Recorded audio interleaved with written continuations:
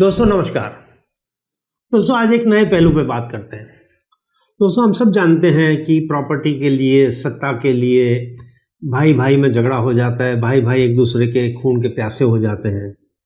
तो ये तो आज का ज़माना है, लेकिन उस ज़माने में जब राजे महाराजे थे, तब राजा जो महाराजा था वो अपने कई सारे बच्चों को कैसे मैनेज करता होगा।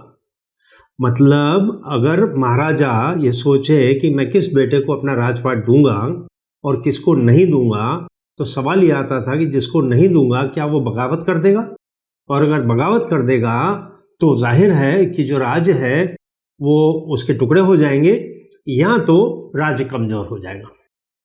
तो ये जो महाराजा होते थे इनको भली भांति ध्यान होता था वास्तु का, और वो अपने ज्येष्ठ पुत्र को अच्छा पावरफुल वास्तु देते थे और बाकी के पुत्रों को कमजोर वास्तु देते थे। कमजोर वास्तु इसलिए देते थे कि वो बगावत करने की क्षमता ही न रखे, उसे अपने ज्येष्ठ भ्राता से बैर न हो ऐसा वास्तु देते थे।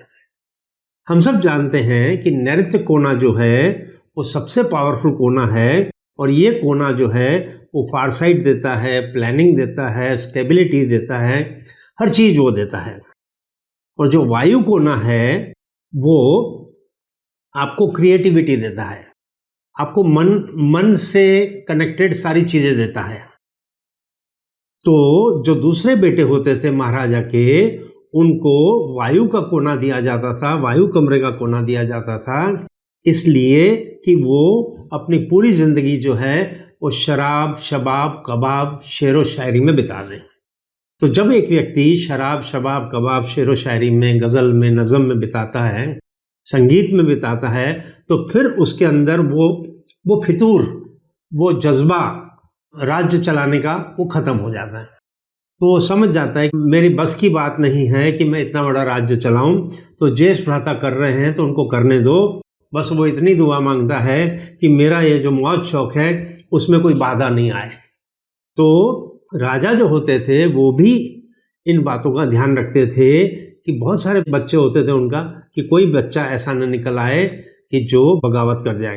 तो वैसे तो ज्येष्ठ पुत्र को ही दिया जाता था, पर अगर किसी वजह से ज्येष्ठ पुत्र इस काबिल नहीं हो कि वो राज्य संभाल सके, तो फिर उस बेटे को दिया जाता था जो जिसे काबिल समझा जाता था।